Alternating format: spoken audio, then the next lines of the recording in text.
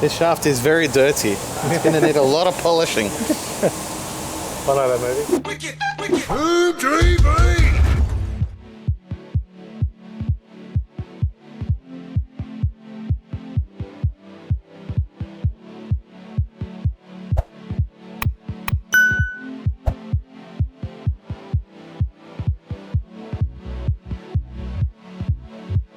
Alright, so these are the PPM Roller Rockers, or 2 out of 24 of them. So we've just unboxed them. Well, I've never seen a set before, so we thought we'd just dummy it up on the head and have a quick look. They sit in there okay. And they're pretty nice. I mean, they're billet steel, full needle roller, all that sort of stuff, but what's the advantage of running that over a standard rocker?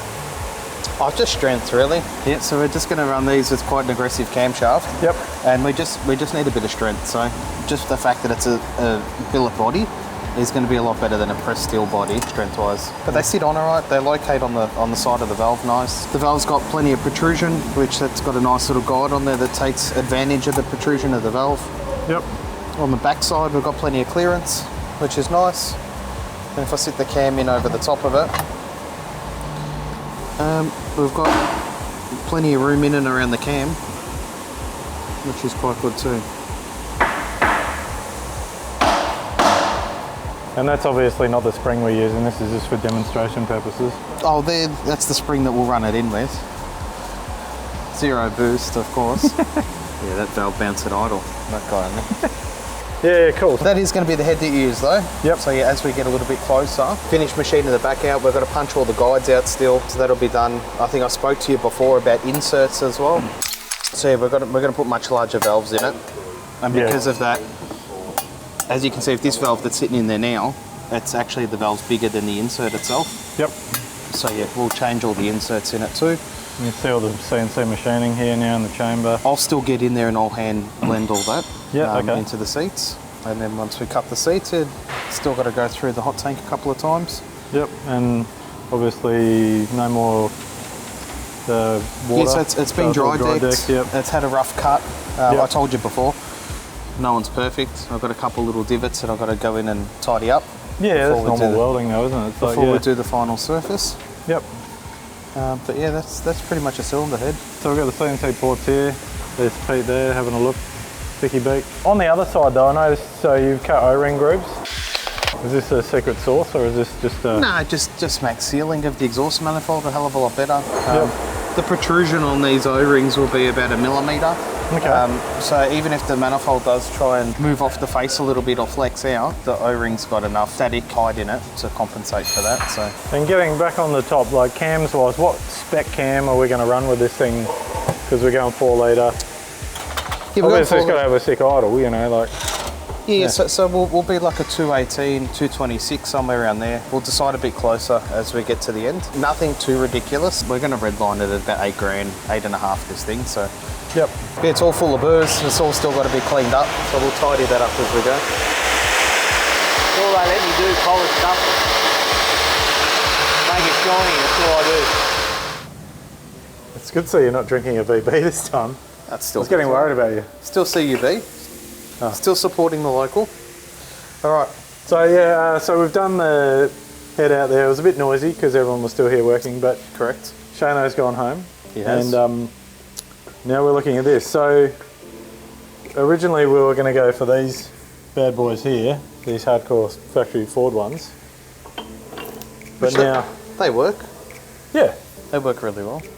But now we've got this. So explain to me what's going on, and this isn't a new thing for you either. Like. No, so this is a brace. It replaces the caps, obviously. You put the cap next to it when it sits in the block there. You can see there's a little bit more meat that you get. The idea is though that because it's one piece, nothing moves. This guy's doweled to the block. It's studded down the middle with the additional studs we put around the side. So as far as clamping force for a Barra and putting anything aftermarket on the bottom side, that's pretty much as good as you can get. Once we go past this and we need anything more, then yeah, you're moving into a full aftermarket block because we physically can't strengthen it or make it any better than bolting a brace onto the bottom. And I mean, so the difference now being is like there's a bit of swarf in here too, because you guys have been machining it for the Torrington. Yeah, and we're machining the thrusts in. Just get it all ready for the line board, because it has to be line board still. Yep, and this block still isn't sleeved yet either. That's one of the later steps. Yeah, correct. Yep. So first we'll get the bottom right. The block's already been grouted. Yep. Now it's been grouted, we'll get the main tunnel right. Once we get the main tunnel right and tension everything up, we'll roll it over and then we'll do the top side.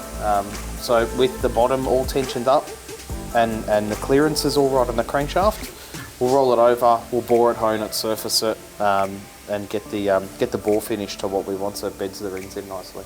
Nice. Nice. And so this here, like, is this something you'd put in a street car, or is this more just suited to like proper drag up or applications? No. So the expansion rate on the material that we use and the block that we use is actually minimal, which means that we can run it on a street car.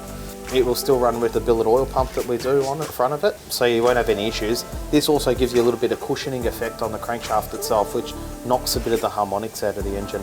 So in conjunction with you having a 4340 crank, which is quite rigid and solid, and then having the aluminium girdle on it, it really...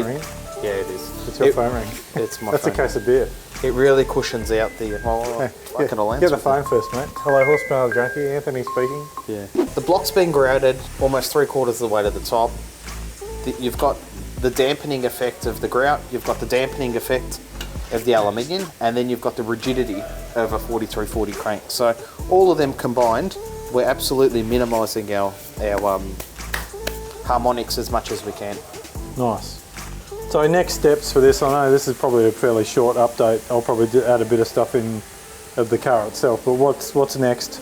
So next we'll finish off the main tunnel on this. I'll drill and tap the outers, put all the studs in.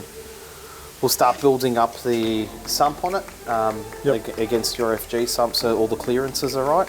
Once we're happy with that, we'll tension everything down, roll it over and finish the top side.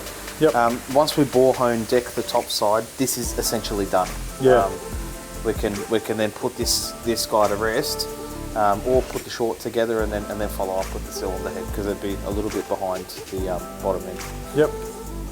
And the cool thing is too, I like with my car now that I've gone from BA to FG sump. If we wanted to go massive sump capacity, then we've got the room to. Yeah, we can punch this guy out as wide as we want. So. All right. Anyway.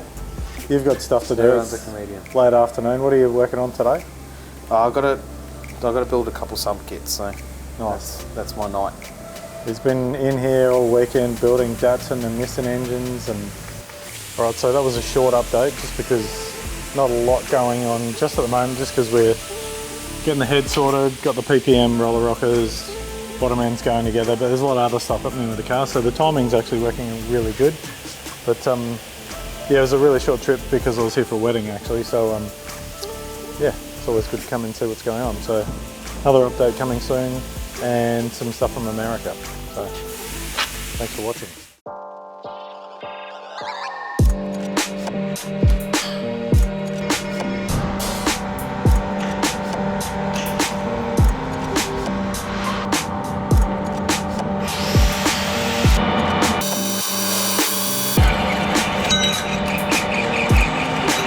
So I'm doing some experimenting here.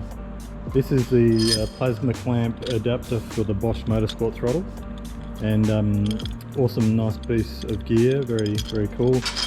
Kind of similar, but also a nice piece of gear was this one that I got from Ariel from CPC, which did have, I've thrown it in the bin now, there's Bear. Say hi, Bear. This did have a flange on it for like a silicone hose. I put that in the lathe and cut it off, and parted it off, should I say, and just finished it flat. I'm also, just for the sake of it at the moment, recycling this old piece of intercooler pipe, because it's got a nice tight radius donut on it, because in the car it's pretty tight here for room. So if you look at the height of that, if I go across there versus the height of this, it's taller. And then add another plasma clamp onto that, and then the bend's going to be up here, whereas this one here, sitting there, that bend can go directly onto there. So saving quite a bit of room, bit of clever welding, make sure it clearances so the bolts can go through. And then on the other end of that can have a plasma clamp here, so it's still removable and everything like that. Just means I'm avoiding radiator clearance issues and stuff like that. But at the moment it's just a trial run, because this was just going to be a spare part that I had anyway. So if I destroy it, I destroy it, but I've tried to do it as neatly as possible. And this is one of my old intercooler pipes, so I may or may not use this anyway, but it was a nicely welded donut by Cam anyway, so yeah, you can take it home, put a couple of tack welds on it and see what it looks like.